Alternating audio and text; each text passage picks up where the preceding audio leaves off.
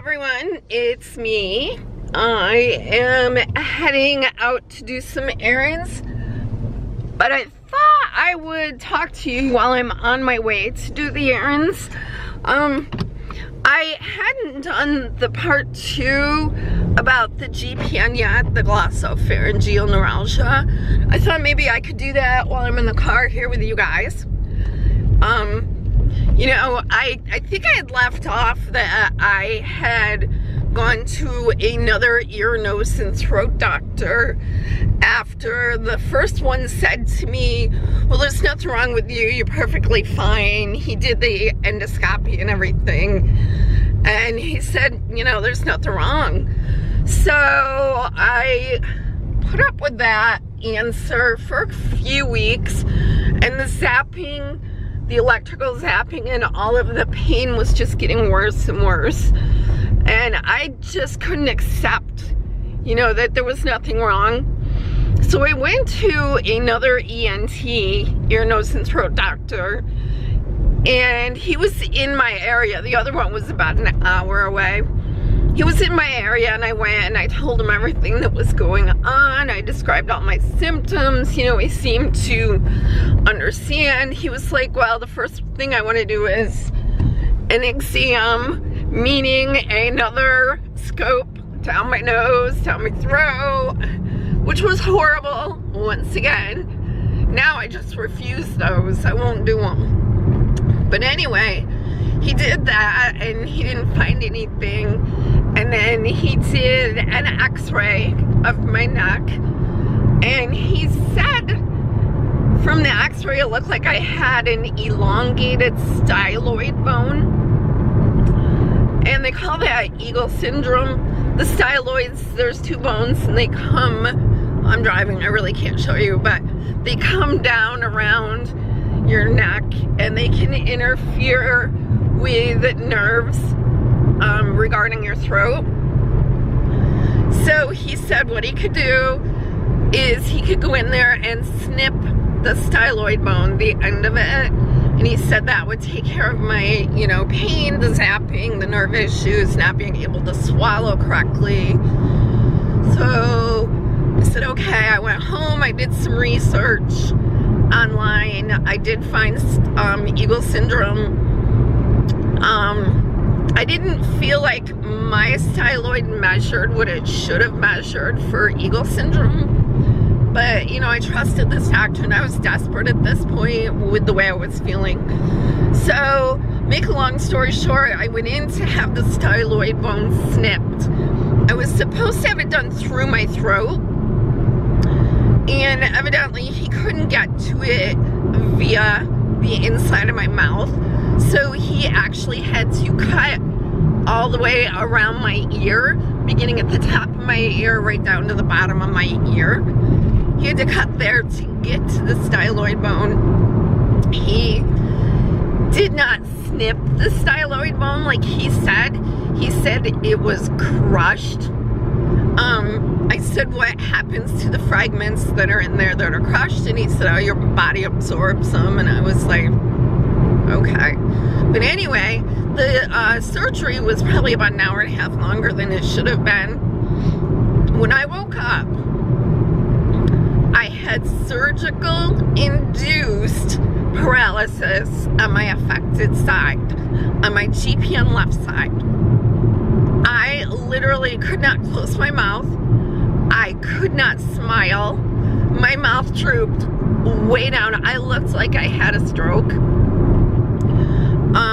I had swallowing difficulties more than I did before the surgery. And I don't remember a lot of pain after that surgery. I don't think I had a lot of pain.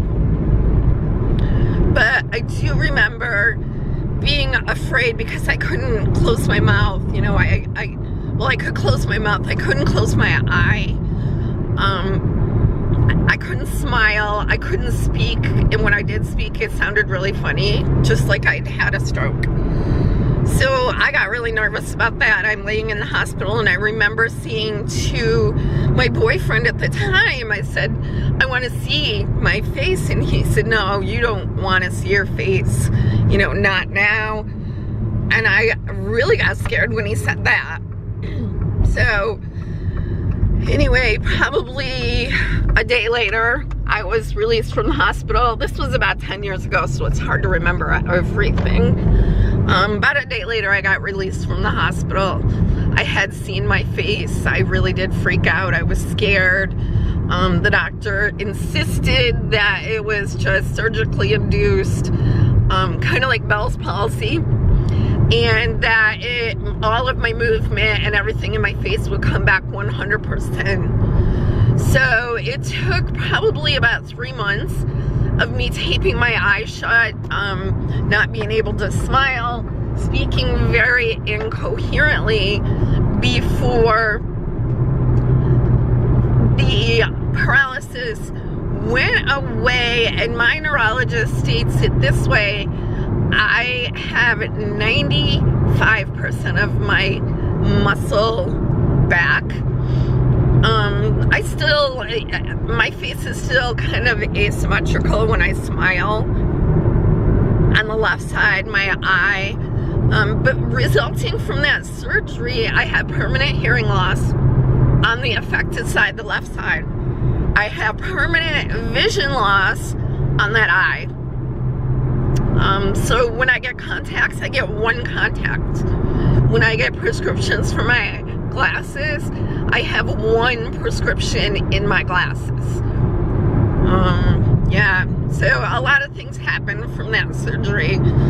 I did not have any nerve pain for approximately a year. Like none. No zapping, no pain, no absolutely nothing. So I thought, oh my God, he cured me, everything's great. Probably about a year passed by, and right about the year mark, I would say, I started getting the zapping again. I started getting the nerve pain. Everything came back, and it came back tenfold. Like, I'm talking, it came back so much worse. And I was depressed. I had PTSD. I still do have PTSD. I still have depression. I still have a lot of things resulting from this GPN. So I went online. It was about a year later. This was approximately 9 years ago, I would say. I went online and I Googled every single one of my symptoms. I literally just went at it, Googling all of my symptoms. And I swear to God, a neurosurgeon from Long Island came up, the very first one in the row on Google, and said that they specialize in GPN, Glossopharyngeal Neuralgia. I had never heard of it. I never knew anything about GPN, never heard of it. I fit the bill, 100%. I had every single thing that describes GPN, I had it. I got so excited, I was crying. I called my mother and I told her, I said, Mom, I finally figured out what's wrong with me, and I think I can see a doctor that specializes in it, and maybe I can get help. I mean, I remember being so emotional. And my mom, she was there from day one with everything. She's just been my rock. Literally been there from day one. So I made an appointment. Well, let me tell you real quick, I called the office and I figured, oh, it's gonna be months before I can get in there. I called the office and they literally had an appointment for me 2 days later. Now, mind you, Long Island is about 3.5 to 4 hours from where I live. So I had to, sorry, I am driving. So about 4 hours, I would say, from where I live. I made the trip a couple days later. I saw this doctor. He said, 100% absolutely you have GPN. However, I want to do an MRA. I've never heard of an MRA. I've heard of an MRI, but not an A. He said the MRA would show all of the vessels and the nerves, and if the nerves are being compressed or they're tangled up or you know, out of whack, it'll show on the MRA. So we ordered the MRI. I was able to have it back where I live. I had the MRI done. I'll tell you what, an MRA, it involved hours of it, basically the same as an MRI machine, but it was an MRA. I remember being in there for an hour and a half, 2 hours, and I'm claustrophobic and didn't really know this until I had this MRA. And I swear to God that they literally had to pull me out of the machine probably every 20 minutes because I was so scared. Yeah, tight spaces just really freaked me out. So anyway, I had the MRA done, and the results went to my doctor in Long Island and to my general doctor that I see and have been seeing for probably 40 years. I was anxious to get the results back. My mother was too. She was living there right alongside of me. Now mind you, I'm still working. I'm still having electrical zapping going on. I'm still having a hard time swallowing even my own saliva. Hard time eating. I actually became malnourished and dehydrated several times. I mean, there were points when I was spitting my saliva out so I didn't swallow. That's how bad it was. Just imagine electricity going from the bottom of your jaw all the way up the side of your skull, and it's just electricity. And that's all I can describe, and it's affecting your throat, your ear, your eye, your skull. That's how I can describe it. So I think that I'm going to leave off here, and I will tell you the results when I come back in part 3. I really appreciate you guys watching my videos. It means a lot to me. I know there's people out there with GPN, but it's so rare that you don't hear much about it. And I'm trying to get the word out there. So please like, subscribe, share my videos. Please get the word out about GPN and see if we can't get some research going. Something. Just something.